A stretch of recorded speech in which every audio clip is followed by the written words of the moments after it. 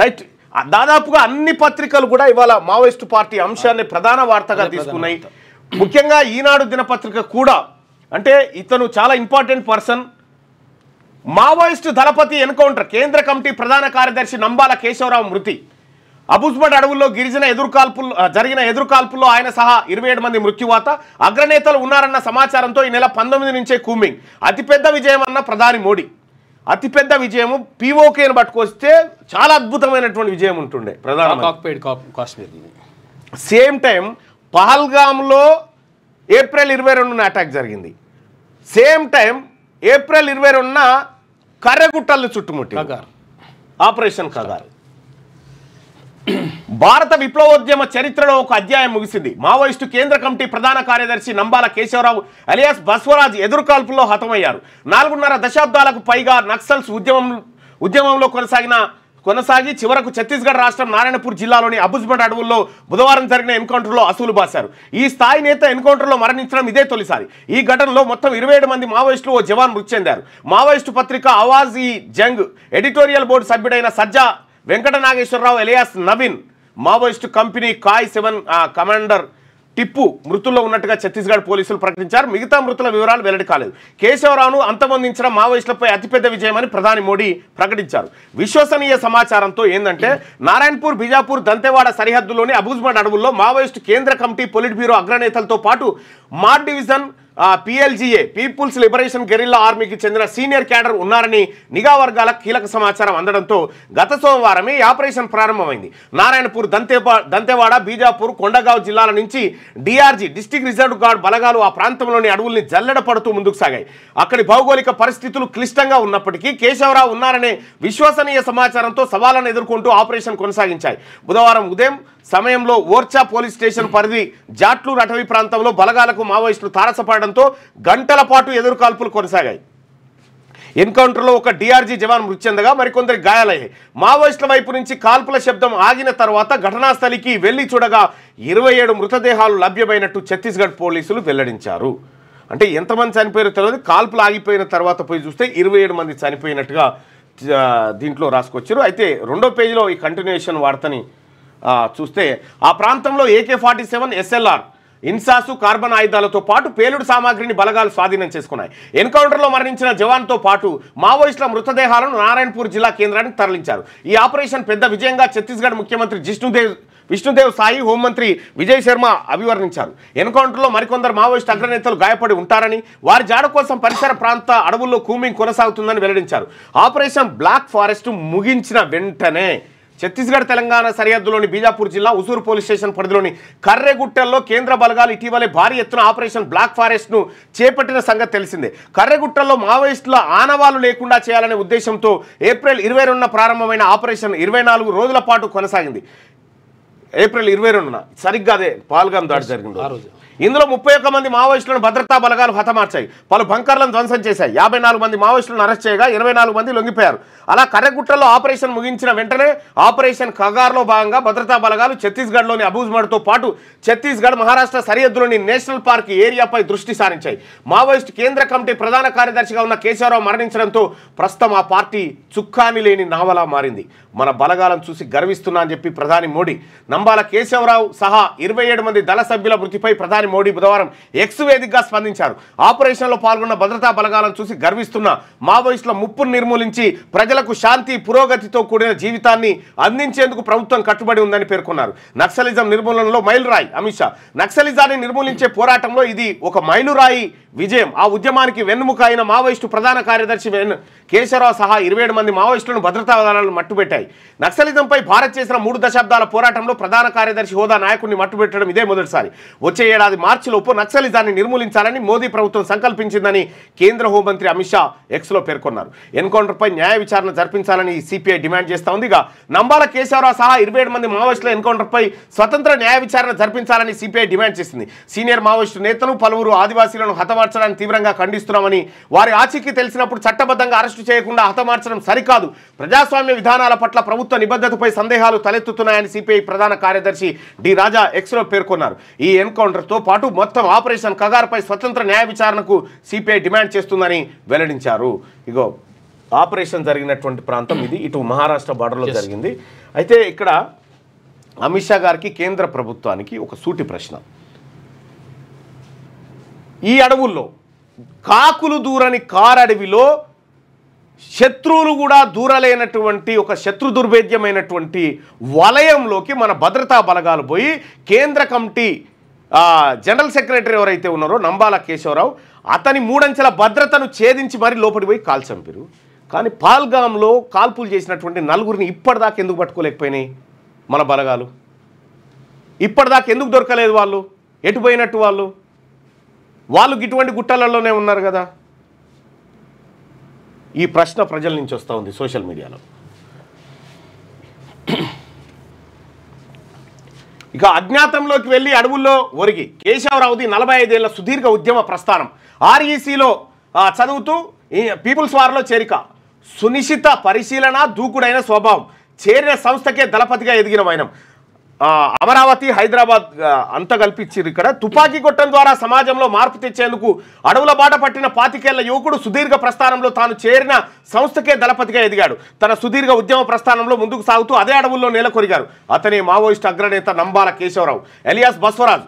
ఆంధ్రప్రదేశ్లోని శ్రీకాకుళం జిల్లా కోటబొమ్మాలి మండలం జియ్యనపేటలో ఆయన 1955లో జన్మించారు. తండ్రి వాసుదేవరావు ఉపాధ్యాయుడిగా పనిచేశారు. తల్లి లక్ష్మీనారాయణమ్మ గృహిణి.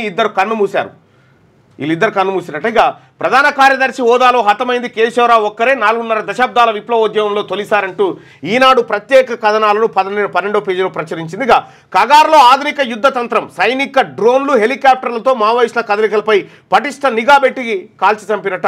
ఈ కథనాలన్నింటినీ మనం 12వ పేజీలో చూడొచ్చు. ఇంకా మరిన్ని పత్రికలలో ఇదే అంశానికి సంబంధించినటువంటి చాలా మ్యాటర్స్ ఉన్నాయి. వచ్చింది అది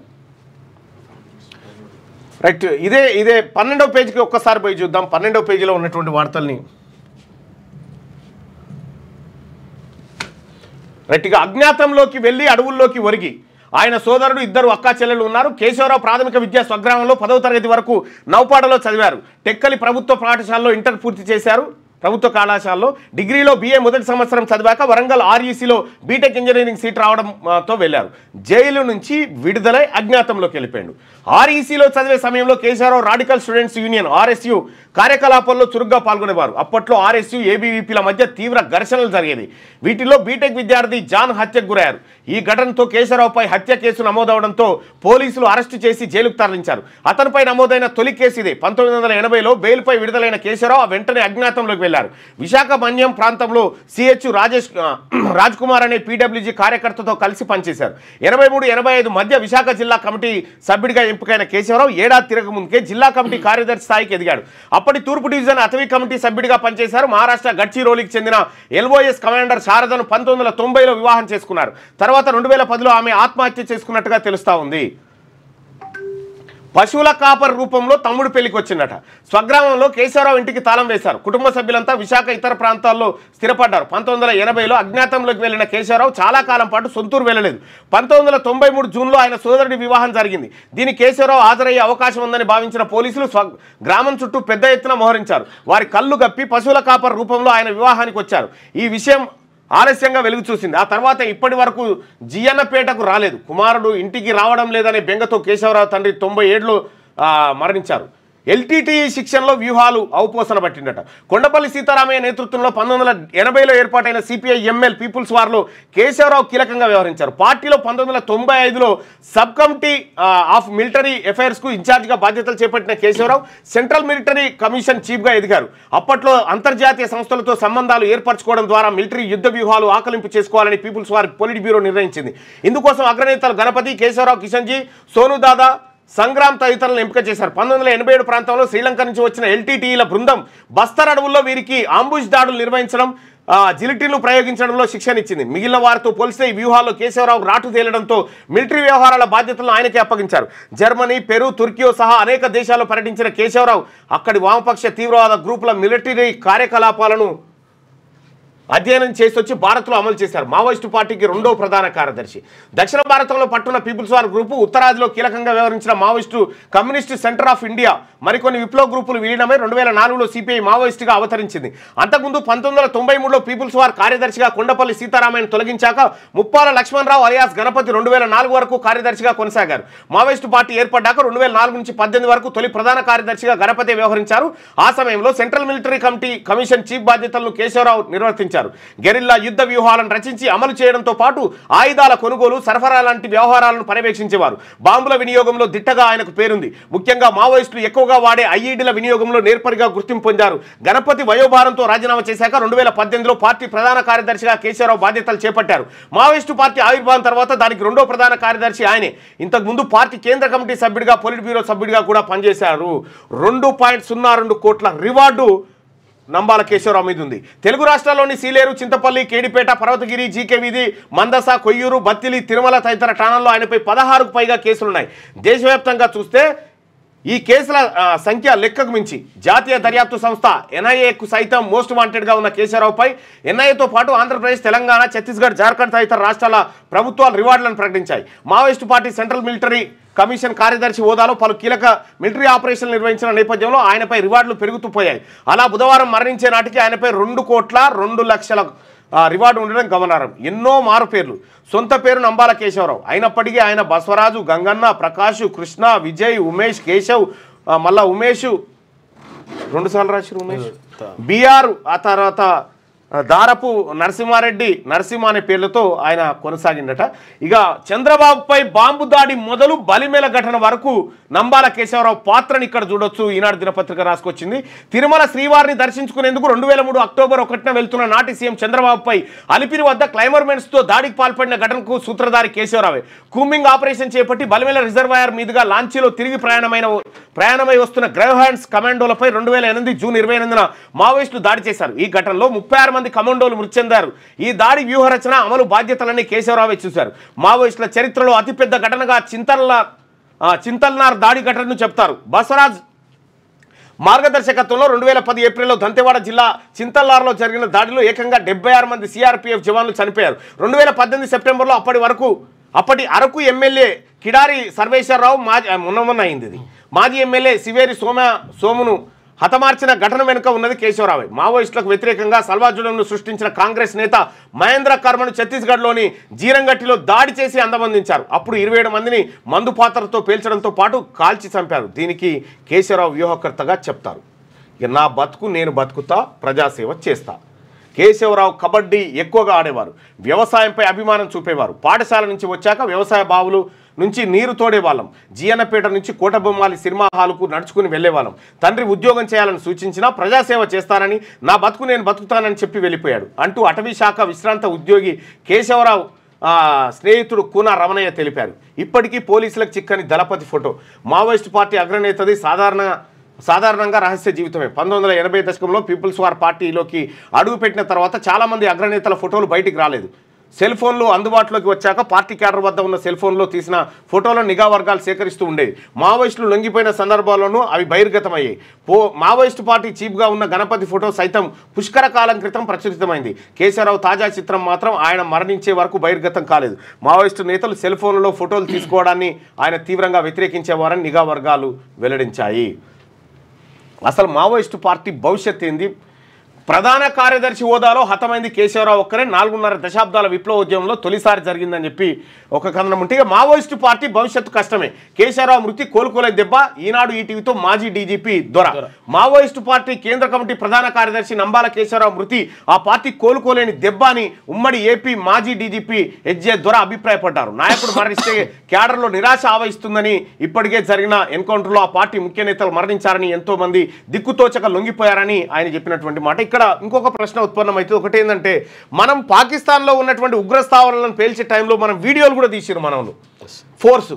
సో ఇక్కడ ఎన్కౌంటర్ సమయంలో మనం ఏమైనా వీడియోలు తీసినవి ఉన్నాయా?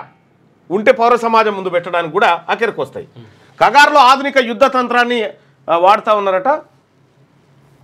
ఇది ఈనాడు దినపత్రిక ఆపరేషన్ కగార్ పైన నిన్న జరిగినటువంటి ఎన్కౌంటర్ పైన రాసుకొచ్చినటువంటి సుదీర్ఘమైనటువంటి కథనాలు ఇవన్నీ. రైట్. ప్రజా అభిప్రాయం ఒకసారి చూద్దాం. మావోయిస్టులు ఉండాలి అని అనుకుంటున్నారా లేదా అంటే, ఉండాలి అనుకునే వాళ్ళు 78% మంది ఉంటే, వద్దు అవసరం లేదనుకునే వాళ్ళు 22% మంది తమ అభిప్రాయాన్ని తెలియజేశారు. వచ్చిందా భయ్ సభ? ఓకే. మీ పిల్లలు IIT సెట్ లాంటి కాంపిటేటివ్ ఎగ్జామ్స్కి ప్రిపేర్ అవుతున్నారా? జాబ్స్ కోసం చేసే ప్రయత్నంలో విఫలమవుతున్నారా? ఇంగ్లీష్పై పట్టు సాధించలేక పోటీ ప్రపంచంలో వెనుకబడుతున్నారా? స్టేట్ సిలబస్ అయినా సెంట్రల్ సిలబస్ అయినా అన్ని సబ్జెక్టులు ఇప్పుడు ఒక్క క్లిక్లో. షేక్ స్పైకర్ ఇప్పటి వరకు ఎవరు తయారు చేయలేని విధంగా రూపొందించబడిన సరికొత్త యాప్. ఇప్పుడే షేక్ స్పైకర్ యాప్ని ప్లేస్టోర్ నుండి డౌన్లోడ్ చేసుకోండి. కేవలం 1000 రూపాయలకే 7 ఏళ్ల పాటు సబ్స్క్రిప్షన్ పొందండి.